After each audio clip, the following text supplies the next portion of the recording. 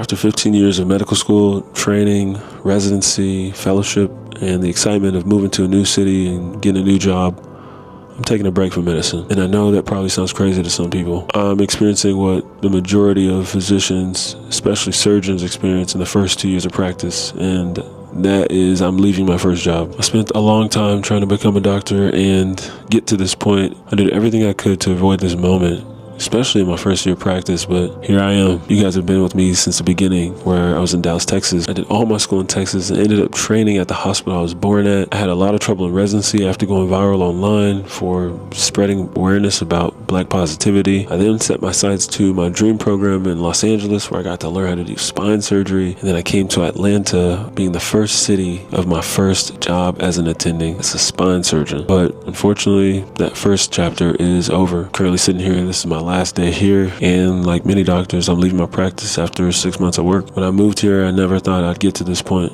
Most of us sign our first job thinking it's our forever job. We see ourselves in it, we get invested, we pour everything into the patients we see, but unfortunately it doesn't work out that way all the time. I'm leaving medicine, and I'll now be a full-time content creator and pre-med coach. These are things I've already been doing for 7 years, and I know that God wants me to do more content creation because He's allowed me to see how it has changed people's lives, people's careers. I've seen pre-medical students go from pre-med to residency, now to physicians. I've met people on random islands that told me they would have never pursued medicine unless they saw my videos. So I know this is right for me. Is it hard to deal with? It is, but if you pray for me, as I'm praying for myself, I think I'll get through it. And I'm excited to see what happens on the other end. There's a lot of things that I've done to prepare myself in this moment, mentally, spiritually, financially, and I think we should talk about all that stuff. If you're a doctor who left your practice in the first year, or you know somebody who left their job in the first year, drop it in the comments. Let's have a conversation. I left my very successful career as a surgeon in private practice last year at the age of 44 without having any safety net and being the sole breadwinner of my family. Why would I do that? I've done a couple of videos where I talked about moral injury and all of the systemic issues, which are very real. But what I want you all to know is that the reason why I did that was not because I was escaping something or I felt like a victim. It came from a place of empowerment and creation. And it was me simply doubling down on my dreams. I really, truly believe we all have an inner whisper, an inner knowing that tells us where we need to go, an inner compass. And only we have access to that. And what I was doing was bravely following my inner compass. My inner compass was pulling me in a different direction than private practice surgery. And I had to follow that. And what I want you to learn from my journey is there are a lot of circumstances that can be perceived as villainous. For example, in my practice, I wasn't paid for call. I hadn't been paid for call for the entire 10 years I was in that practice. You could say that that's unfair. You could look at the fact that we are undervalued and that the compensation of physicians is steadily going down while inflation increases. These are all real situations, real scenarios. We can decide to see them as challengers. And what I see when I looked at my circumstances from that lens, as the creator of my life, looking at all of the circumstances in my world as challengers, what I noticed was what I valued.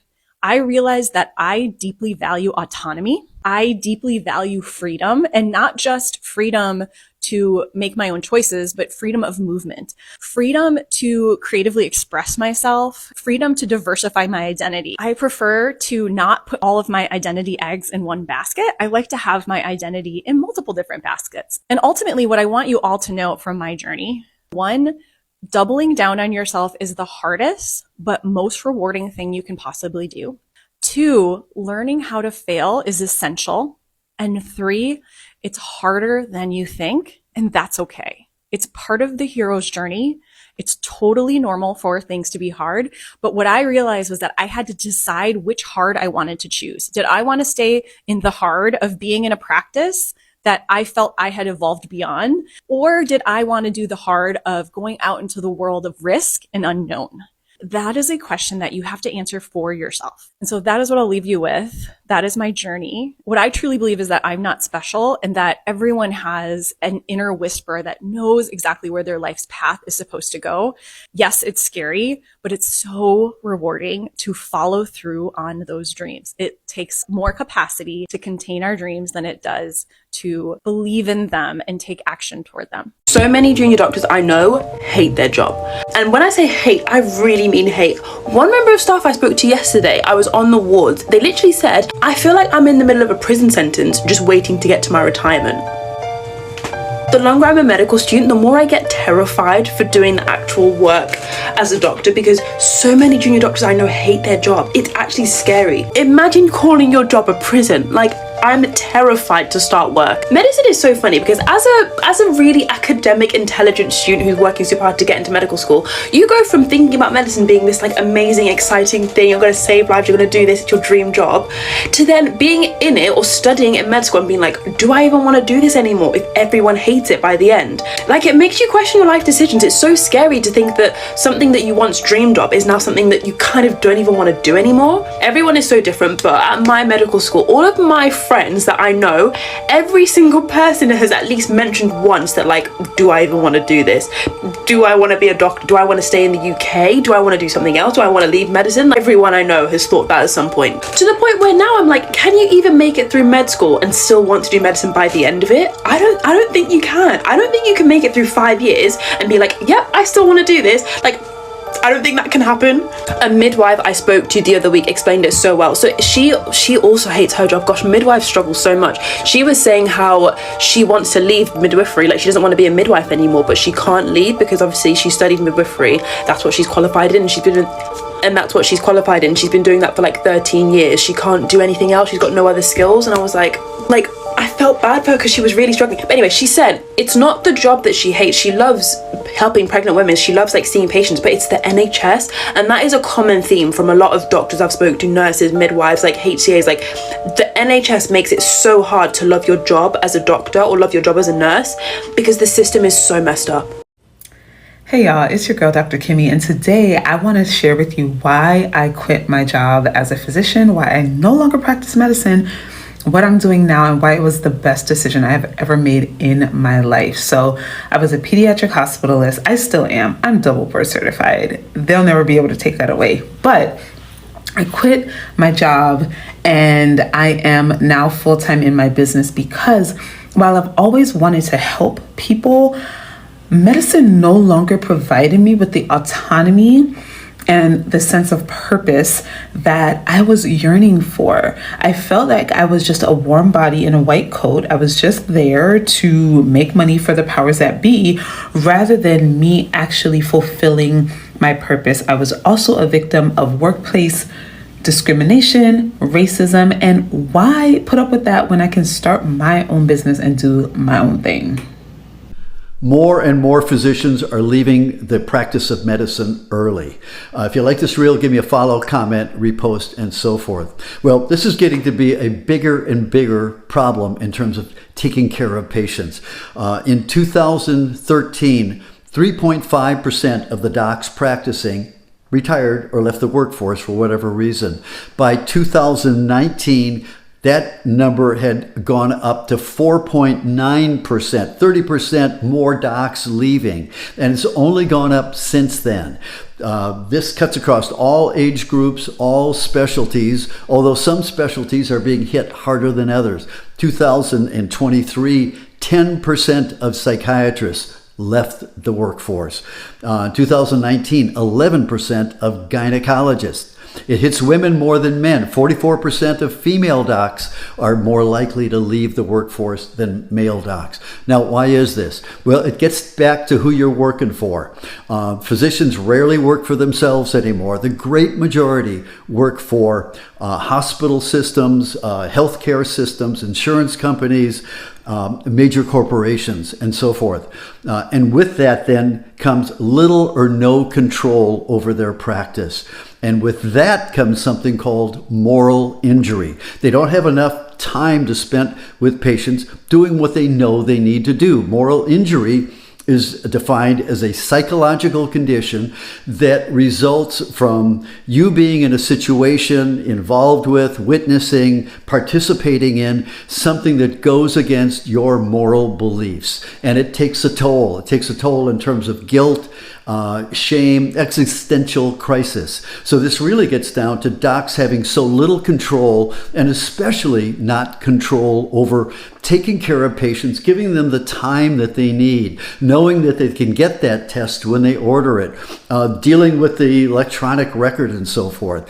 The net of a result of all of this work pressure and working for someone else is this moral injury, and docs saying, man, I can't take this anymore. I'm going to get out of medicine. So give me your comments. What do you think? What's the solution? Who am I get excited about stuff like this? If you follow me, you know I'm a retired doc. I was a cardiac anesthesiologist for 36 years. Wrote about it in a book when I retired called Saving Grace, What Patients Teach Their Doctors About Life, Death, and the Balance in Between. Written from the perspective of a guy who actually could spend all the time he needed with a patient. And back when taking care of a patient was known to be a privilege. The ratings on Amazon are as high as they get. They're 4.8. Check it out. But for now, leave your comments. What do we do about the moral injury that's occurring because of production pressures that physicians face? So clearly, we are not talking enough about how people are leaving medicine, because the internet is in a uproar about a couple med influencers who are quitting medicine. Like, this is not new. I graduated medical school over 10 years ago, and a couple of my classmates did not go on into residency. And even those who did, a bunch of them no longer practice today. Why do you think we talk so much about physician burnout, how terrible the US healthcare system is, insurance companies, reimbursement cuts, educational debt, how awful the culture of medicine is, especially if you are a female with a family? And let's not even get started with the science misinformation all through COVID, and now with these abortion laws that are trying to put doctors in jail. And I get it. It is shocking and disappointing that these young doctors are not going to continue on and practice medicine. But instead of shaming them or calling them selfish, maybe we need to figure out ways to support them better so they don't feel like they have to give up to have a normal, healthy, fulfilled life. Of course, women are leaving because the profession is literally killing us. There's a 2025 study out of Harvard that shows that women in medicine do not enjoy the same survival advantage over their male peers as women in other industries. I have the unique honor and privilege of talking with women surgeons from every specialty. And what I know to be true is that it is rare for a woman surgeon to feel satisfied with her ability to take care of patients autonomously and without moral injury. That's exactly why I left my private practice at the end of 2024. And I now work very part-time. I work 1 week per month. Clients who work with me know that I always talk about protecting the asset. We are the asset. Part of protecting the asset means that we diversify our identities so that when we need to pivot, because we're no longer willing to subject ourselves to a survival disadvantage, we're able to do that. We are not stuck. We are not powerless. Until the system changes and honors us as the asset and protects us as the asset, there is no way that we are going to stay in this profession. Good on you if you have left. We have to learn how to take care of our people first. People over profits. That's the only way we're going to turn this ship around, because we're playing an infinite game, and we have to stop playing the infinite game of healthcare from a finite mindset. Thank you to Dr. Andrea Merrill, Dr. Cornelia Griggs, and Dr. Karen Leitner for contributing to this very important piece. Did you see this? Dr. openly quitting medicine in resignation letters everywhere, and honesty. After looking into it, I totally get why. Here's the thing. These aren't lazy people. These are people who spent a decade in school, hundreds of thousands in debt to save lives, but now they say they spend more time filing out insurance paperwork and typing on computer than actually treating patients. Corporate healthcare has turned doctor into button pusher. Insurance companies denies treatment. Hospital admin bloat eat up budget, and the doctor, they are burnout, overworked, and making less money per hour than they did 10 years ago.